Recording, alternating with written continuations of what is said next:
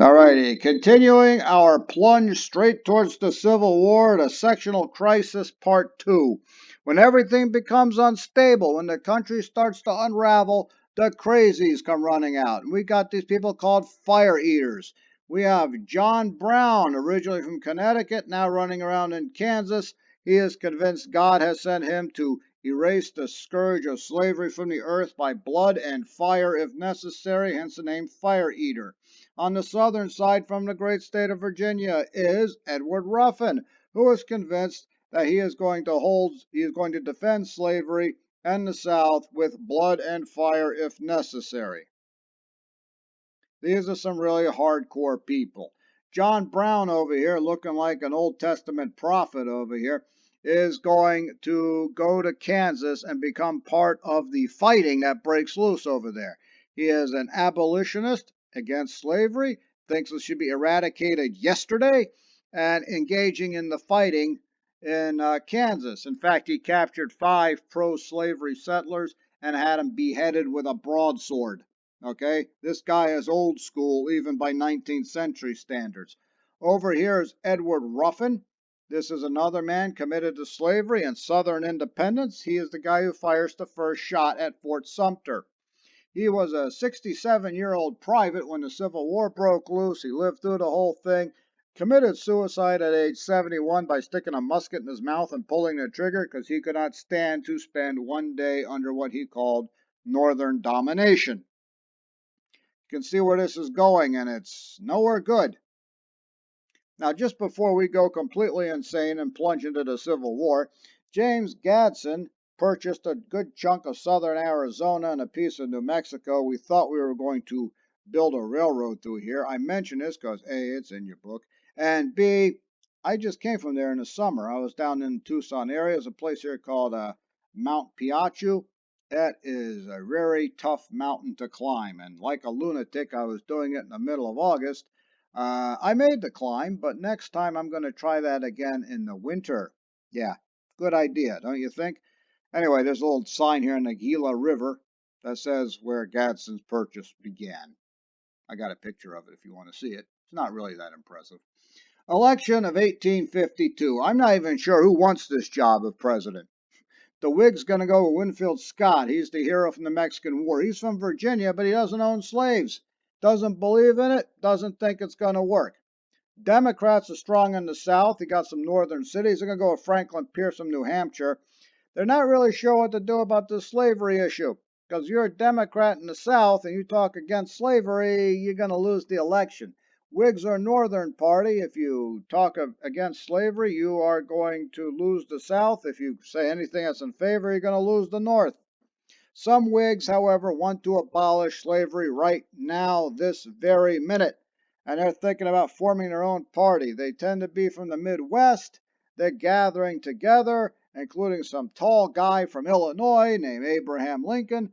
This is where the Republican Party is going to be born. Republican Party is going to come from an offshoot of the Whig Party.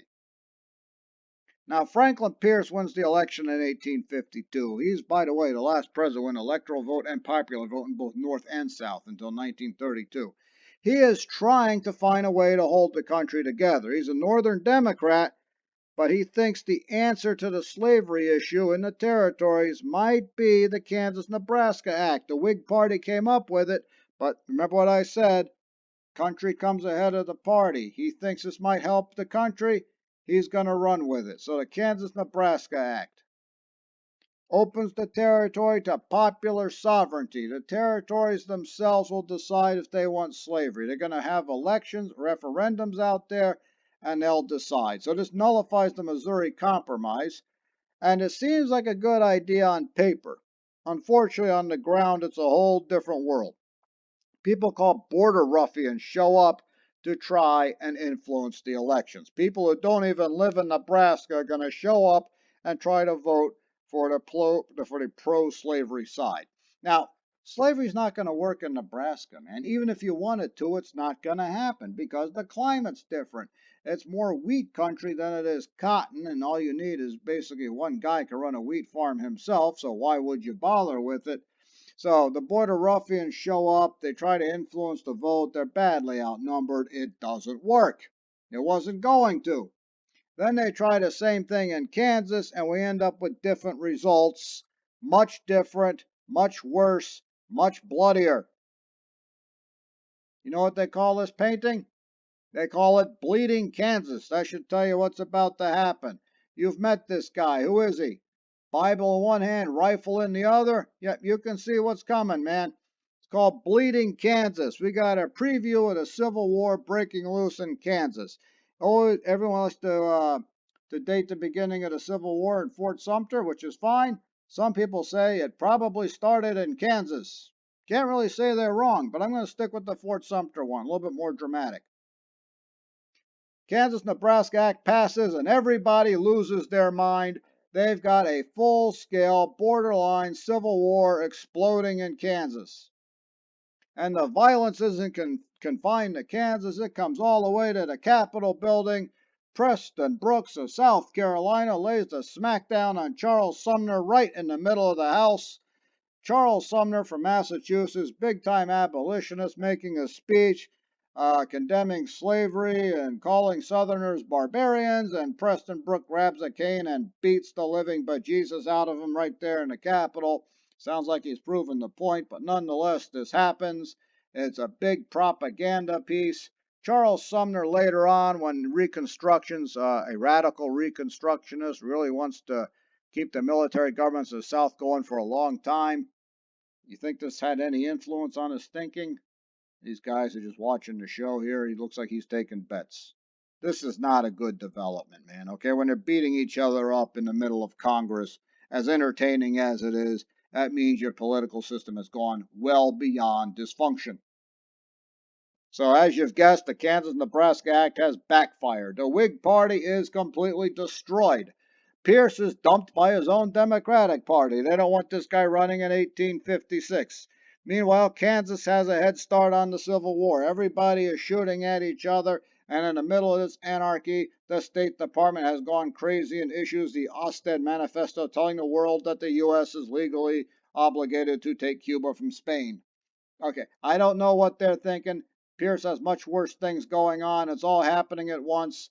So an actual quote attributed to him, there's nothing left to go do but get drunk. So Buchanan ends up becoming the president in 1856. Bleeding Kansas has already exploded. We've got two different constitutional governments there. We've got the Lecompton, Kansas. They got together and wrote a constitution that protects slavery. Only 10% of the voters actually voted for this thing, so sounds to me like border ruffians. And if you protest, stuff like this happens. Topeka, Kansas, the territorial capital, they have a constitution that outlaws slavery. How do you solve this? I would like to say go to the Supreme Court, but yeah, it looks like they just decided to start shooting at each other, hence the name Bleeding Kansas. Now, Buchanan had dropped the ball big time on Kansas. I once saw a football game here between the Raiders and the Chiefs, and Kansas City, as you can see, lost the ball. This Oakland Raider here, instead of just falling on the ball, he tries to scoop it up and run with it. Anyway, he misses, his foot hits the ball, it goes 30 yards down the sideline where another Kansas City player fell on it.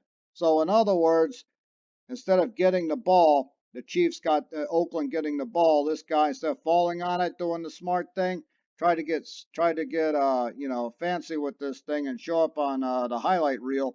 Instead, Kansas City got the ball 30 yards down the field.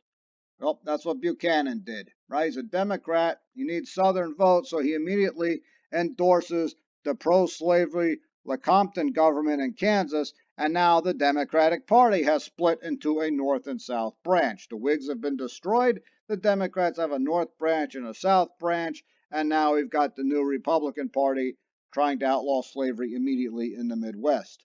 Stephen Douglas is a man who takes the northern side. He remained in the Democratic Party, and we're going to have some epic debates between him and Lincoln over slavery. Alrighty, so if there's a fire, what do you not dump on it? Yeah, here's an idea. Don't dump gasoline. All right, hopefully you knew that already. If you didn't, you've just learned something extremely important. We've got the Dred Scott decision. the Supreme Court's lowest and stupidest moment. Well, wait till you get to Plessy versus Ferguson. But nonetheless, this is pretty bad. Now, Dred Scott is a slave from Missouri. His master took him to Minnesota and Wisconsin. They were there for a while, came back, and he attempts to sue for his freedom on the grounds that he was on free soil. This thing makes its way to the Supreme Court, and Justice Taney, over here, Chief Justice, rules against Dred Scott. Says he's not a citizen, he doesn't have any right to sue, therefore slavery is legal. All right, you've got bleeding Kansas, people shooting at each other, people getting beat up in Congress, and now you've got this. Ironically, Dred Scott's master, he died his children freedom. But that's not the point. The point is the Supreme Court has made the wrong call on this. I don't know what they were thinking. Maybe I'm sitting on a 21st century pedestal looking back at this or something, but it's still mind-boggling. Today it's mind-boggling. Back then, congratulations, Supreme Court, you've just started a civil war. Abraham Lincoln, enter stage right. All right, he's a representative from Illinois. He's getting in the press a lot. Says, quite correctly, this nation cannot exist permanently half slave and half free. It's the House divided speech. We have to do something about slavery one way or the other. You either have to legalize it or you have to get rid of it. The world is pretty much turned against slavery. I mean, Europe hasn't had slaves since the Roman Empire. We seem to be the only Western country with it, and it's only part of the country, a small part of it in the South. And now this has become such an issue, it's about to plunge us into a civil war. Country going through what we're going through in the late 1850s is not going to hold together. In fact, it doesn't. It starts a civil war. We tried to avoid it, but just keep making the wrong moves. Instead of falling on the ball, you try to scoop it up and run with it. Instead, you've kicked it down the sideline, and the other team's going to get it 30 yards down the field. That's exactly what America has unfortunately done. John Brown comes back into the picture. He decides he's done a lot of shooting in Kansas. He's going to bring the evil of slavery to everyone's doorstep and destroy it right there. He launches a raid on the federal arsenal at Harper's Ferry. Him, 5 sons, a mixed band of both free black men and whites who don't like slavery. And the idea is to seize the arsenal at Harper's Ferry and begin a general slave uprising. Doesn't go that way. He grabs the arsenal and then, everything goes insane from there. They call the U.S. Marines out, a contingent led by a colonel named Robert E. Lee. A congressional delegation comes up from D.C. to see what's going on. This is happening in what is West Virginia today, right on the Maryland border. And part of this congressional delegation is a guy named Abe Lincoln. And there's a group of civilians watching as well, and one of those civilians is John Wilkes Booth. All these people are going to know each other, maybe briefly, but they will know each other in the coming years. Well, they overrun the arsenal. They captured John Brown. They sentence him to death on the grounds of treason. He's a hero in the North, a villain in the South. And this painting got around, as you can see, he's kissing a black baby on the way out, and he said, "I die today so that you're free tomorrow." So they hang him, and now the North has a martyr, and we look like we are walking towards the Civil War. Well, we got an election coming up in 1860, and that's going to decide the future of the country. You know where it's going. It's about to get way too interesting. Election of 1860, real quick, up next.